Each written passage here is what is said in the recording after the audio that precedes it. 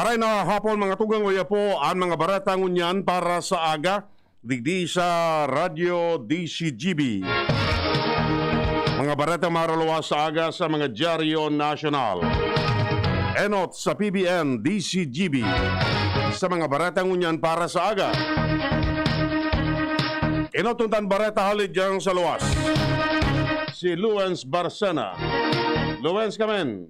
Dakol na naman ngunyan ang mga parabalad na iriralatag ang sa indang mga paroy sa tahaw ka na tinampo na nauukupar ang ibong na porsyon. Ini pagkatapos na manotaran kan DCGB News, digdi sa may crossing kan Barangay Bigaa, patutukan digdi sa buyuan sagod sa tasisiring pa sa itaas na barangay, nakadakol ang mga parabalad nin mga paroy, nagigibong palitada ang mga tinampo, asin pipagarango ang sa indang mga paroy. Kung matatandaan, ipinagunabitan sa DCGB News ni Department of Public Works and Highways o DPWH Region 5 spokesperson Madam Lucy Castañeda na ang pagbabalad nin mga paroy sa mga pampublikong tinampo sarong ipinagbabawal ta konsiderable ining road obstruction. Alaga dahil taarayo naman ang barangay sa sentro, nakakabuelo ang mga ini. Asin dai pa kay ni nagtaon ni napatanin si Legazpi City Task Force Kalinigan Chief Mark Andy Barbella kung ining mga siring kaining bagay igwaman sindang disposisyon nagigibuhon dahilan kan siring na pangyayari. Ibong nalado ipinagunambitan man kan mga nagkapirang parabalad sa DCGB News na kunday sinda tutugutan na magbaralad sa tinampo ay sinda makakapagango kan sa indang paroy asin kunday makagango dahil ninda mga mapapakinabangan ang sa indang mga pagrugaring lalo na ang nahanap buhay sa mga paroy na ini. Magdagdag na bareta, ako po si LBB. Uminabot na sa 39,115 mga pulis ang nagpositibo sa COVID-19. Inan pahayag ng Philippine National Police matapos madugagan pa ng 212 mga bagong kaso.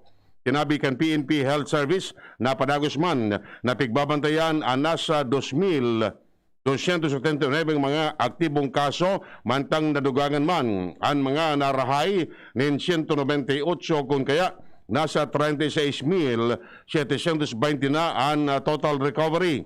Sa ibong nalado, nadugangan ng saro ang nagadaan kung kaya minabot na sa 116 ang bilang kan mga pulis na nagadaan dalan sa COVID-19.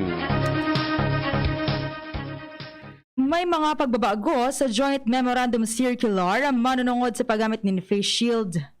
Iniyan pahayag kan Department of Health kasunod ka naging orden ni Presidente Rodrigo Duterte na pwede nang day maggamit ng face shield sa mga pampublikong lugar apwer sa 3C na ang gustong sabihon iwan close, crowded areas as in close contact. Ipiniliwanag man ni Health Undersecretary Maria Rosario Vergere na ang revision iyon sa indang ipigahanda as sinapigahalat na sanaan pag-uyo na kan ahensya do gobyerno na kasabay sa Joint Memo Circular kaiba naman ang DOH. Balagantang bareta ulit dyan sa luwas si Ans Galero. Ans, kamen. Mangyayari na sa aga ang haloy ng pigalat kan mga naka-first dose kan bakunang Sputnik 5 o Sputnik V di sa syudad kan Legazpi. Yan ang sinabi ni Alcalde Noel Cruzal matapos na sigun sa iya sa aga malalawas na sa Legazpi City Convention Center ang second dose kan Gamaleya Sputnik na COVID-19 vaccine. Para sa mga nag-first dose ka nakalihis na Hulyo 16, alas 8 nin pagkaaga ang schedule kay ni. Mantang sa mga nag-first dose man ka nakalihis na Hulyo 21, alaw naman ang schedule kay ni. Kasabay naman nagdiyan mga nag-first dose sa DOH na July 21, as in sinabi niya, napanagos nila nagkipag-coordinar ngunyan sa mga mapabakunang Legazpeño may kinaaraman sa nasambitan ng COVID vaccine. Mientras tanto, pinaglinaw ni Alcalde Rosal na para man sa mga nagahapot kung pwede ang walk-in ng mga senior citizen, PWD as in pregnant na women, dahil daw na tutugutan nila dahil sa para man sa second dose at pinagdalaan nindang schedule susug sa DOH Bicol. Dagdag na bareta, Ans Galero, DCGB. Nakatutok na ang Department of Health sa narevisaron ang face shield policy. Inang pahayag ni Health Undersecretary Maria Rosario Vergere matapos aprobaran ni Presidente Rodrigo Duterte ang rekomendasyon kan DOH Technical Advisory Group na limitaran siya na sa high-risk activities sa lindong kan 3C o closed, crowded asin close contact ang paggamit ng face shield. Enod kaning may orden si Duterte na dain na magamit ng face shield alagad na bago ang isip matapos magbutwa ang Delta variant kan coronavirus. Hinagad kan Department of Interior and Local Government sa publiko na magdarapaman giraray ng face shield para maging handa sa oras ng kaipuhan ini. Sinabi ni DILG Undersecretary Jonathan Malaya na mas marahay na igwaman giraray nin pasigurong face shield lalo na kung nasa outdoor setting. Siyang ipiniliwanag na mas marahay kung may darang face shield dahilan ta kung minsan may mga lugar na nadudumana na kaipuhan palan ang siring na gamit. Sa giraray na nagpagarumdom ang Food and Drug Administration sa mga pribadong sektor na maigot pa mang giraray na ipinagbabawal ang pagpabakal ng COVID-19 booster shot. Sigun kay FDA Director General Eric Domingo na sa ngunyan, may nadanangog pa mang giraray sindang mga hospital asin pribadong kompanya na nagtatangro ng booster shot sa nagkaparang individual. Tanawan ni Domingo na naipapiga-aprobaran kan gobyerno ang pagtaon ng booster shot dahil limitado pa mang giraray ang supply kan bakuna. Dagdag pa kini, sagod sa ngunyan, gobyerno pa siya na ang pwedeng magbakalin bakuna hali sa mga vaccine manufacturer. Sinabi niyang kinakaipuan pa mang giraray na nakalinya ang mga private companies sa programa asin guidelines kan Department of Health pag nagtatabang sinda sa vaccination program kan gobyerno. Hinagad ni House Deputy Speaker Bernadette Herrera sa gobyerno na arugan ang COVID-19 response kan Singapore. Siyang sinabi na sa naging lockdown kan Singapore, luway-luway na nakakaukod ang mga namamanwaan na mamuhay kay ibang virus samantang padagos man na pinapakusog ang treatment protocols. Idinagdag pa man niya na dapat aprobitsaran kan mga gobyerno lokal ang halangkaw na recovery rate sa paaginin pag-enganyo sa publiko na makipag-koordinar tulo sa mga doktor o barangay health workers kung may sintomas kan virus. Regular na nagkukondukta ng quality assurance check ang Department of Health sa gabos na coronavirus disease o COVID-19 testing laboratory sa nasyon. Sigun kay Health Undersecretary Maria Rosario Vergere na mismong ang Research Institute for Tropical Medicine ang nagigibo kini. Sinabi niyang maski minsan dahil panindahan nalilingawan na magkondukta ng quality assurance kamautan kaning siguruho na tama ang ipigdaluwas na datos kan kada laboratorio. Nag-apelar ang mga airline company sa gobyerno nasyonal na turosan ang travel restriction asin langkawan ang daily international passenger arrival cap. Sinabi ni Philippine Airlines President Gilbert Santa Maria na nakikihiras na sinda sa 2,000 na arrival limit mantang normal naman na nagbabiyahe pasiring sa Manila ang nasa 40,000 bago ang COVID-19 pandemic. Siyang sinabi na halangkaw man ang demand kan mga Pinoy na makauli na sa Pilipinas. Ipigrekomendar man ni Cebu Pacific at Chief Strategy Officer Alex Reyes na pahaliputon ang quarantine period para sa fully vaccinated passengers.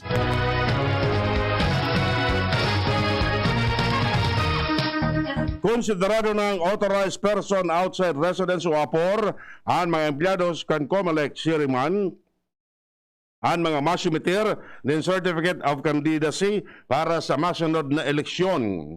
Pahayag ni Presidential Spokesman Harry Roque matapos aprobaran kan Interagency Task Force ang pagsasabay sa gabos ng mga opisyales asin empleados kan COMELEC sa listahan kan mga APOR. Ang pagsumiter ni COC itinalaan sa Oktubre 1 hasta 8. Uyon si ACT Teachers Party List Representative Franz Castro sa pagtugot ni Presidente Rodrigo Duterte sa pilot run kan limitadong face-to-face classes sa 120 mga eskwelahan sa mga lugar na may hababang patakot kan COVID-19. Siyang sinabi na sa loob din sarong taon na pagsaranin mga eskwelahan dahilan sa pandemya na isakripisyo asin naafektaran ang kalidad asin access sa edukasyon kan mga estudyantes.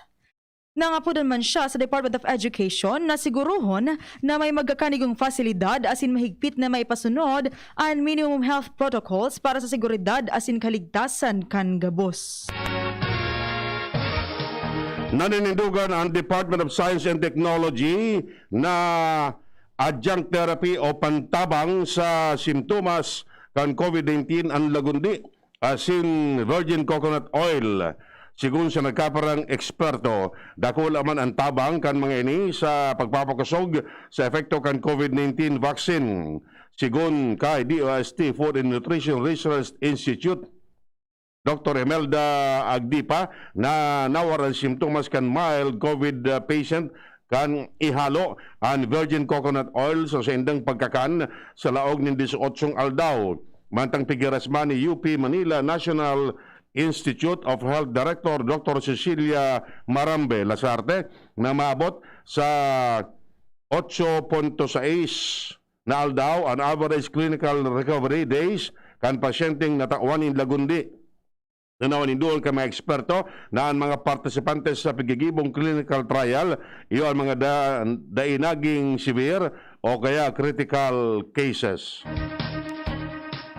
Tinugutan giraray ang limitadong face-to-face training asin competency assessment sa Metro Manila matapos iperarom sa Alert Level 4 o General Community Quarantine. Iniyan kinumpirmar kan TESDA dahilan ta sa lindong kanagiya pwede na in-person training asin assessment. Sinabi ni TESDA Director General Isidro Lapena na pigahagad niya sa gabos na opisina kan TESDA asin training institution na mahigpit na ipasunod ang pagkomple sa public health asin safety protocol siring man ipasunod ang contact tracing system. Dosing madre kan Carmelite Monastery sa Tanay Rizal ang nagpositibo sa COVID-19. Sigun sa manamiento kan konvento na puro mga asymptomatic asin mild cases ang mga ini na pag-araman na nakaresbinan ng 2 dose ng bakuna ang kadaklan kan mga ini apara sa saro sana ang madre dahil sa nagpairarong pa ini sa oral chemotherapy sa ngunyan. Katakod kani nagpaabot ng mensahe asin pangadyi ang mga madre para sa gabos na tawong mahelang arog kan COVID-19. Nagsumitir nin propwestong lockdown si Senador Lito Lapid na mataonin 28 dias na quarantine leave pay sa gabos ng mga empleyado sa pampubliko asin pribadong sektor. Siyang sinabi na makakatabang ini kontra sa negatibong epekto kan pandemya asin kaparehong pangyayari sa mga maabot na panahon sa sektor kan trabaho. Sa Senate Bill 2404, sinabi ni Lapid na mandato kan ley na taonin 28 dias na paid quarantine leave benefits kada taon na katumbas nin aldawan na sweldo sa apektadong mga obreros sa gabos na sektor. Nangapunan ng sektor ng mga hog raisers sa Department of Trade and Industry na magpulas nin suggested retail price sa mga karning orig sa saudan para magkusog ang demand asin maging magayon siya rin man makaskas ang pagpabakal nin mga atama na orig sa mga sa origan. Sinabi ni Federation of Pork Producers Association of the Philippines asin Agriculture Sector Alliance of the Philippines President Nicanor Briones na bagsak ang farm gate price sa kantidad na 150 pesos alagad padagos na aumentado ang presyo kan karning orig sa mga saudan. Para sa Malacanang, day man pwedeng sabihon na nakakaalarma, kundi very good pa man giraray ang pinakahuring satisfaction rating ni Presidente Rodrigo Duterte na nagbaba sa 60 o 62% base sa resulta kan survey na ipiniluwas kan Social Weather Station. Sinabi ni Presidential Spokesman Harry Roque na dayi manin presidente na dayi nagbaba asin untrust asin satisfaction rating mantang madali na ang eleksyon. Sinabi niya na natural sana sa panahon ng eleksyon, nagahanap nin mga kandidato nin paagi para magbaba ang rating kan administrasyon para manggana. Naglangko pa ang presyo ng produktong wholesale sa nasyon. Base sa datos, kan Philippine Statistics Authority, ika-19 bulan na ining halangkaw kung saan hali sa 2.2% kan General Wholesale Price Index nasa 2.7% ini. Talawag na ng 7 bulan, suminagat na sa 2.6% ang GWPI, halis na restong 2.5%. Nagkaparas sa mga produktong nahilingan ng pag-aumento ang presyo, iyon pagkakan, inumon, asin, tabako, mineral fuel, lubricants sa siniba, pangkaparehong produkto, asin maging unmanufactured foods. Pinakusugpakan Pilipinas ang pangako kaini sa international community na iadoptar ang anticipatory action para mapugulan asin mapagian ang potential disaster impact bago mangyari ang krisis. Iniyan pahayag ni Foreign Affairs Secretary Teddy Boy Locsin sa pagsasabi na ana pag-ukod, pagpreventar asin pagmitigar sa epekto kan disaster, iyon liyabe sa risk reduction and management.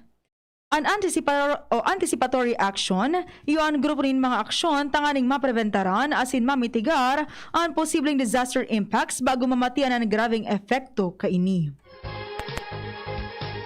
Ipinahayag ni Presidente Rodrigo Duterte na pwede niyang ipag-orden ang paggamit ng forsa kan military para siguruhon ang katrangkiluan sa maabot na 2022 election. Sigun kay Duterte, gabos na Pilipino gusto na makaboto nin libre asin matrangkilo na daing pangdadaya. Alagad in kaso man may magbalo na manipularon ang resulta kan eleksyon asin magdara ning kararabokan dahil siya maduwa-duwang isip na gamiton ang kusog kan militar. Paliwanag kan Presidente na militar iyo ang guardian kan nasyon asin anuman na oras pwede niyang ipapod. Katakot kini siniguro man kan Presidente na ang mga eligible voters na ang makakaboto sa eleksyon asin mabibilang ang kada boto. Isinibog kan Senate Finance Subcommittee ang deliberasyon sa 2022 budget kan COMELEC dahil to gusto kan mga senador na magtiripon ang mga opisyales kan COMELEC tanganing ikonsideraraan sa indang paninindogan na palawigon ang voter registration. Sinabi ni COMELEC Chair Sheriff Abbas na ibinasura ninda ang kahagadan na palawigon ang voters registration sagkod sa Oktubre 31 dahil ang tatikapuna sinda sa deadline na para sa preparasyon na para sa masunod na eleksyon. Sa ibong nalado, sinabi niya na dai sindang magigibo kung may lay na palawigon ang voters registration.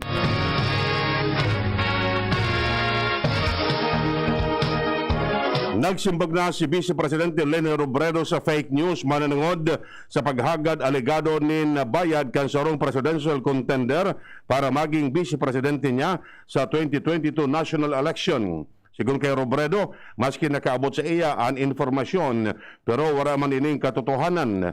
Dahil kay banan sa ururon, ang mananangod sa kwarta sa kabos na meeting na sa iyang pigatindiran.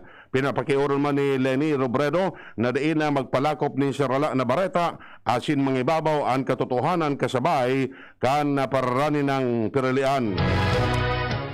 Saro na naman na centenarian ang nagadan na dahi pa na ito ang benepisyo sa 100,000 pesos hali sa gobyerno base sa ley. Sa lindong kan Centenarian Act of 2016, ang mga personang may edad na 100 anyos dapat makaresibin ng 100,000 pesos hali sa gobyerno alagad kan magadan si Ignacio Ramos, 101 anyos kan Rosario Batangas kan September 15, dahi man inini na nako ang benepisyo. Sinabi ka na akin ni Ramos na nakompleto ang kinakaipuan na requisitos alagad, dahi man tinawan kan Department of Social Welfare and Development.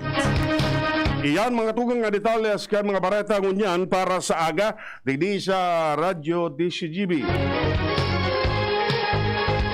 Sa pangarang kan mga pagariba, Maniti Salado Technical. Kami po nagatod kan bareta. Ako po si Francia May Boras. Ako man po si Edwin Taral na nagsasabing mabalos kan sa inyong pagantabay. Sa araw, kahit anong oras ako magutom, umaga, tanghali, nandyan ka lagi, Nay. Kung ano ang kailangan kong kainin, inihahanda mo. Kapag gabi na at akala ko'y tulog ka na, konting iyak ko lang, gising agad. Napaka